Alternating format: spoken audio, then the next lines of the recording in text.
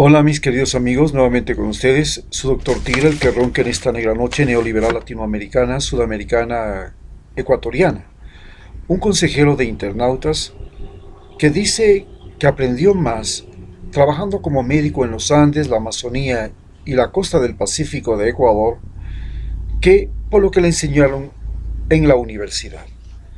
Hoy analizaré precisamente los criterios que tienen la gente de las universidades de Harvard y otras para juzgar la situación latinoamericana, y en esta charla voy a demostrar otros conceptos sin ninguna forma mencionar lo que ellos sean o estén acertados o no. Para entender lo que está pasando con la pandemia y su impacto en el continente americano, tenemos que pensar cuál ha sido el papel de Trump y los gobiernos en esta situación. Partimos de un hecho incontrastable. América ha sido un continente y no tres continentes como realmente nos han pintado a través de la historia. Desde 1776, en que se independiza Estados Unidos, lo que pasa en el hemisferio norte y pasa en el Estados Unidos tiene inmediata repercusión en el hemisferio sur y en Sudamérica. Podemos decir entonces que Trump, un presidente blanco, multimillonario, de padre alemán, de origen y educación racista intrafamiliar y con una educación social como pistolero, como gang, como gángster dentro de su propio país, tiene un egocentrismo muy alto, una sobrevaloración de sí mismo que a todos se nos hace evidente cuando vemos su apellido escrito en letras enormes y doradas en sus edificios, en sus aviones, o cuando vemos su enorme firma en las leyes y decretos que pronuncia. El fundamento de su campaña en sí fue el llamado al orgullo americano. La consigna esa de American First era para multiplicar primero su propio egocentrismo, ¿verdad? Y después para multiplicar no solamente su propio egocentrismo, sino el egocentrismo norteamericano. Ese era su verdadera fuente de obtención de votos. Y claro, tenía razón de hacerlo, porque nadie puede negar los enormes logros de los norteamericanos, pero durante esta pandemia, esa actitud se convirtió en negligencia e ignorancia. Negligencia, ¿cómo? Pues a todos nos consta que fue negligente porque tuvo una respuesta tardía cuando llegó la pandemia. Debía haber actuado inmediatamente, pero dejó pasar. E ignorancia, porque jamás en su vida se dio cuenta de qué eran los virus, qué eran las pandemias, qué eran las enfermedades. Aparentemente nunca en las clases de historia le enseñaron que los colonos norteamericanos, que los conquistadores españoles, que los conquistadores ingleses, franceses, portugueses, holandeses, le deben más a las pestes que llevaron de continente a continente que a sus combates militares, pues las pestes arrasaron con el 94% de la población de América. Sin embargo, el despreciar al virus y creer que Estados Unidos era muy superior a China en la capacidad de respuesta a una pandemia porque había ganado la mayor parte de los premios Nobel de medicina, la mayor parte de los premios Nobel de todas las ciencias, física, etcétera, etcétera. Lo único que no ha ganado la mayor parte de premios Nobel es en el premios de la paz y en los de la literatura. El resto, todo ha sido acaparado por ellos. Y esto les hizo crear una falsa seguridad. Esta falsa seguridad fue el factor fundamental para entender cómo la pandemia hasta el día de hoy ha convertido a los norteamericanos en las principales víctimas. Ya vemos pues que los errores cometidos por Trump se convirtieron en muertes, pero de las muertes podemos pasar a otra cosa más terrible. Se convirtió en desempleo y ahora se ha convertido en una crisis económica que, por supuesto, da miedo a los mismos norteamericanos ponerla frente a un espejo. Estados Unidos es el país que más dependía y depende en el mundo de la movilidad y, por supuesto, de las comunicaciones. Cuando se vio afectada la movilidad, hubieron dos hechos trascendentes. Una alta mortalidad, que como he dicho, cuestiona la superioridad científica y tecnológica de los Estados Unidos y además cuestiona esto que ellos consideraban que era natural de los norteamericanos, su sentido de solidaridad, de cooperación. Pues con la pandemia lo que vimos fue desobediencia civil, tanto para cumplir las cuarentenas como para el distanciamiento social. Pero además se hizo visible el abuso policial y los conflictos raciales. En estas circunstancias, Estados Unidos ahora ve como el viejo problema de las armas en ese país, que permite a que cualquiera mate, ya sea al compañero de clase, a latinos en un supermercado, a negros para arrestarles o a niños en cárceles de la frontera, se convirtió en un problema tan visible que en esta campaña electoral la exhibición de armas por parte de seguidores de Trump es una prueba de ello.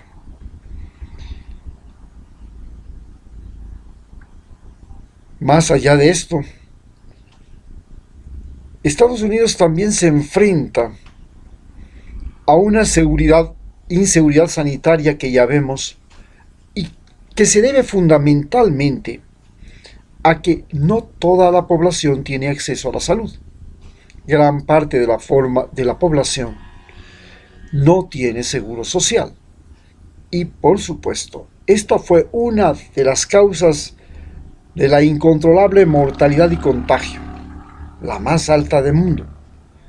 Y si a esto le sumamos el gran problema ambiental que se manifiesta en esos incendios de California, en los huracanes en la costa del Caribe y en las costas del Atlántico, en los tornados que asolan Estados Unidos,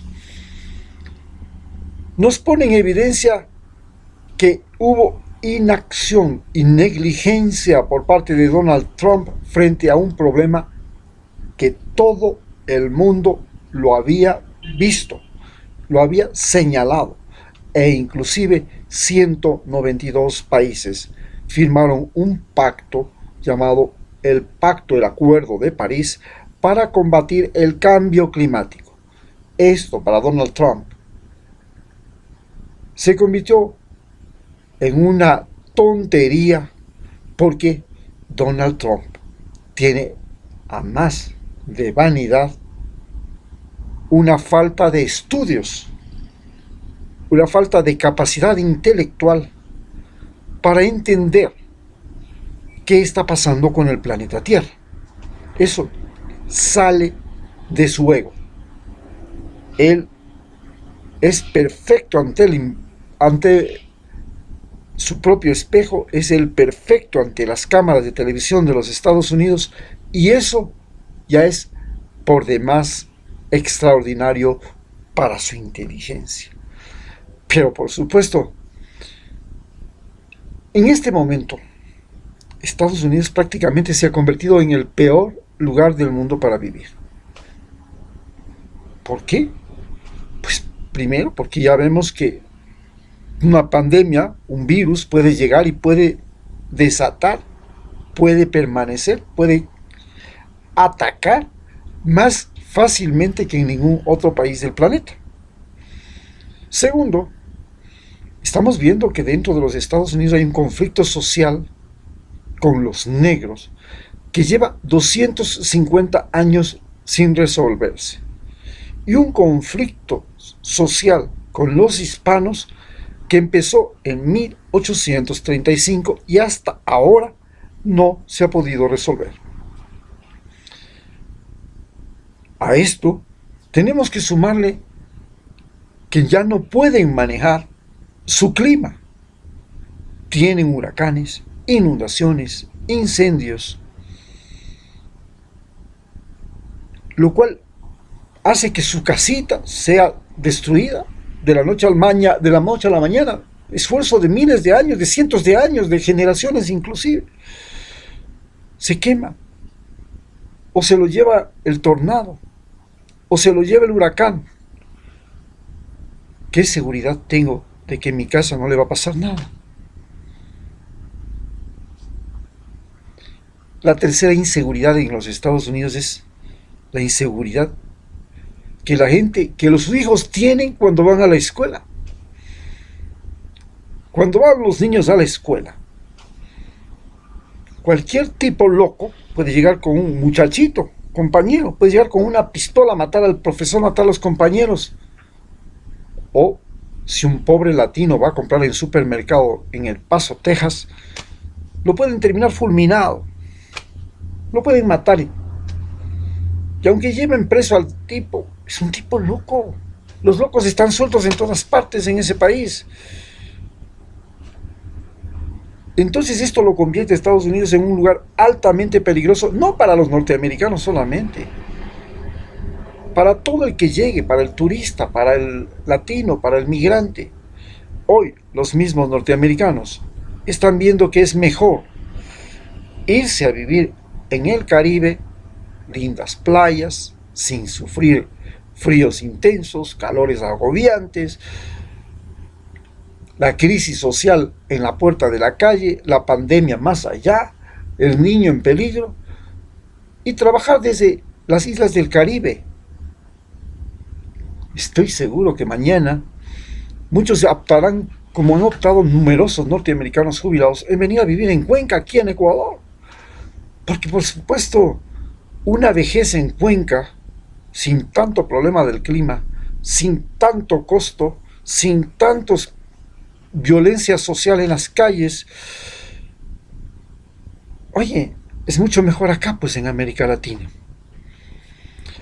Pero ahora tenemos el problema de que América Latina ha pasado a ser el mayor foco del conflicto entre los seres humanos y, por supuesto, algo más grave, de los seres humanos con la naturaleza. Esto se ha multiplicado indefinidamente con esta pandemia. El problema se origina cuando en el año 2014 caen los precios de las materias primas. Y con la caída de los precios de las materias primas, más la muerte del mayor integrador de América Latina, de América del Sur y de América Latina, Hugo Chávez, dos golpes importantes, América Latina le da paso a los gobiernos de extrema derecha, y cae el gobierno de Dilma Rousseff y de Lula en Brasil, cae el de Cristina Fernández en Argentina, luego viene el de Rafael Correa en Ecuador, le sigue el de, anteriormente ya le siguió el de Bachelet, luego le sigue el de Pepe Mujica. se viene a complicar la cosa cuando en Perú los gobiernos que van pasando son uno tras otro gobiernos que terminan en la cañería. Hasta que llega Vizcarra. Pero cuando sube Donald Trump, le mete mano a las elecciones de América Latina porque el concepto de Donald Trump fue muy simple. Es mejor ganar unas y más barato ganarles en una elección que ganarles en una guerra. Miren lo que pasa con Cuba. No le podemos ganar desde hace 60 años una guerra. Miren lo que pasa con Nicaragua. No le podemos ganar desde hace 40 años una guerra, 50 años casi ya. Miren lo que pasa en Colombia. Una guerra que viene ya desde 1968, imparable. Si le metemos mano a las elecciones en América Latina y ponemos nuestros presidentes, ganamos más que mandando soldados y marines a aplacar revoluciones, a tumbar gobiernos, a detener paros y huelgas. Y así pues logran colocarle a Duque en Colombia, Lenín Moreno en Ecuador, Bolsonaro en Argentina, Piñeras en Chile, apoyan a Vizcarra después de que cae el presidente de ese país. Luego le meten mano a las elecciones de Bolivia, le colocan a Áñez, le meten mano a las elecciones de Venezuela, le quieren imponer a Guaidó y comienza a meterle mano a todos los negocios. Pero el problema es que no mejoran los precios de las materias primas, no mejoran los salarios, y cuando se produce la guerra contra Venezuela, que es una guerra, primero una guerra económica, que es un bloqueo que se le hace, y luego una guerra mediática, se le desinforma, se le crea una visión de que son malos, están gobernados por lo peor de los seres humanos, son gente terrible, hay persecución, hay muerte, hay calvario, hay hambruna, hay tragedia. Todos los venezolanos salen de Venezuela en masa, sumando más de 4 millones, invaden otros países latinoamericanos que ya tienen problemas porque sus precios, los precios de su materia prima, de todos los productos de exportación han caído, pero no han caído los productos que compramos, los celulares, las televisiones, eso no cae, ni las farmacias, ni los medicamentos, no, eso no cae. Y a esto le sumamos que tenemos el gran problema de que los gobiernos comienzan a eliminar, viene el Fondo Monetario Internacional y dicen, bueno, ustedes están endeudados, tienen problemas, les voy a prestar dinero, pero ustedes tienen que eliminar, reducir el tamaño del Estado. Y el rato que le dicen, tienen que reducir el tamaño del Estado, significa que tienen que despedir a miles de personas. Bueno, se hace eso, ya lo vimos en Macri, lo vemos en Lenín Moreno, lo vemos en Bolsonaro. ¿Y qué sucede cuando le coges y le mandas a la calle a un montón de seres humanos que estaban trabajando para el Estado? Que los servicios que tenía el Estado se deterioran. Ya no hay buena electricidad, ya es más cara, ya se encarece o es más malo el transporte. Por ejemplo, en Chile ya es más malo. En el caso de Ecuador, la telefonía, el internet, ya es más mala la justicia, ya es más mala la atención médica. Se saca un montón de médicos. Y todavía más en el caso de Ecuador, la cosa fue para peor. Pero no resultó que solamente en Ecuador pasaba eso. Las empresas públicas se convierten en botín. Entonces se les saca a licitación a precio de gallina pestada, diciendo que la sacan en licitación porque tiene fallas, que no rinde, que no funciona, que todo está mal. Y entonces, si está mal, imagínense, si está mal, ¿para qué la van a sacar? Pero la sacan. para que haya un comprador, que ellos ya tienen amarrado el negocio, y la compre a precio infinitamente inferior a su real costo. Esta ganancia loca les produce un botín que está primero desde el lobby, los lobistas, los que negocian, hasta los individuos que están en el poder y que venden, que hacen el trámite, inclusive los abogados salen ganando ahí. Bien, esta es la forma de saqueo de las riquezas que dejaron los gobiernos del socialismo del siglo XXI. Hablamos de que en Ecuador se construyeron miles de carreteras, centrales hidroeléctricas, nos convertimos en exportador de electricidad, tuvimos el mejor internet de América Latina, teníamos la mejor red de hospitales de América Latina, pero los hospitales se los entregaron como botín político a cambio de votos a los asambleístas, y las compras públicas a los amigos del gobierno. Y todo eso se tradujo en que a la hora que llegó la pandemia, en Ecuador, los hospitales no tenían personal, no tenían equipos, no sabían qué hacer, no tenían profesionales calificados, y en Perú la cosa fue peor.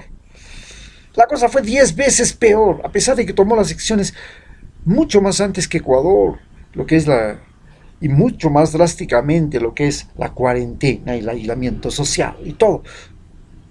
A la hora de la hora, los hospitales se convirtieron en focos infecciosos, en focos, en morgues, se convirtieron en el peor lugar que usted podía ir a acudir para salvarse, porque los médicos no sabían dónde estaban parados, porque los recursos técnicos no servían para nada, porque no había material, porque el personal estaba expuesto, el personal se volvía incontaminante. Bueno, eso fue la tragedia de América Latina, de estos gobiernos que Donald Trump logró poner. Entonces vemos pues que Perú, un gobierno que Donald Trump le metió la mano, que Colombia, un gobierno que Donald Trump le metió la mano, que Ecuador, un gobierno que Donald Trump le metió la mano, que Chile, un gobierno que Donald Trump le metió la mano, pero Brasil, el gobierno que más metió la mano descaradamente, le puso a Bolsonaro, un militar, quién sabe, que no llega ni a mayor, quién sabe, no era un general, no era nadie, pero por ahí salió, y le logra colocar de presidente, y por supuesto ahí tiene usted la catástrofe. Entonces hay una relación directa entre la metedura de mano de Donald Trump en los gobiernos de América Latina y la tragedia que se origina en Estados Unidos y que continúa por América Latina. Y en Estados Unidos, y en igual que en América Latina, se convierte en un cementerio de miles de seres humanos. Estamos hablando que en Estados Unidos hablamos de 400,000 muertos para fin de año. Esto ya, en este momento, ya ha producido más que las 5 guerras en las que ha participado después de la Segunda Guerra Mundial. Y que cuando termine, habrá tenido más que la mitad de todo lo que perdió en la Guerra Mundial. Y más de la mitad de lo que perdió en la Guerra de Secesión. Es una catástrofe y eso no se sabe si se va a parar. Hoy, la pandemia está cambiando las relaciones entre las personas y las personas con el Estado. El comercio, la educación, la información, el conocimiento, todo se hace ahora por Internet. Por supuesto, esto ha sorprendido a nuestros políticos latinoamericanos y por supuesto le ha sorprendido a Donald Trump. Porque siempre el éxito en América Latina de los políticos se basó en el principio de que la gente tiene un enorme corazón y una memoria chiquitica. Pero con la Internet todo cambió. Ahora la gente tiene una enorme memoria. Si usted no sabe, alguien se lo recuerda. Si usted lo olvidó, alguien se lo dice. Y el virus, Trump, el muro, el racismo, sus gobernantes lacayos en América Latina, se convirtieron en los adversarios a derrotar y en el principal objeto de odio. La pandemia, el Internet, la crisis económica, los tratamientos, Las vacunas se convirtieron en un motor social de cambio. Y América, tanto Norteamérica como Sudamérica y Centroamérica, tienen al hambre, a la desocupación, al descontento como su principal peligro.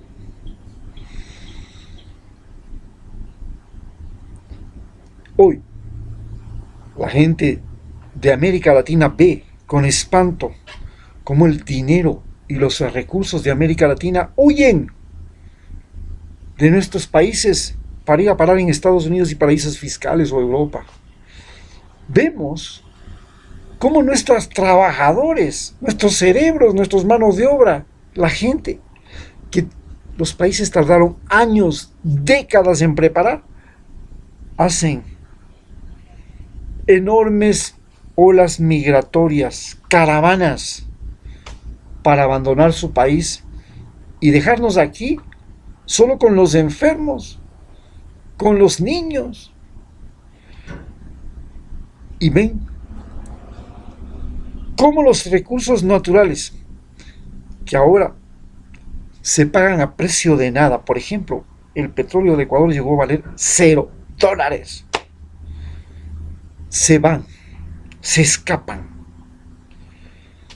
Y con esta crisis, comenzando por Ecuador, los salarios, a pesar de tener economía dolarizada y que decíamos la promesa de Yamil Mawad cuando nos metió el dólar fue que nunca más los sueldos en el Ecuador bajarían y que nunca más las cosas subirían de precio.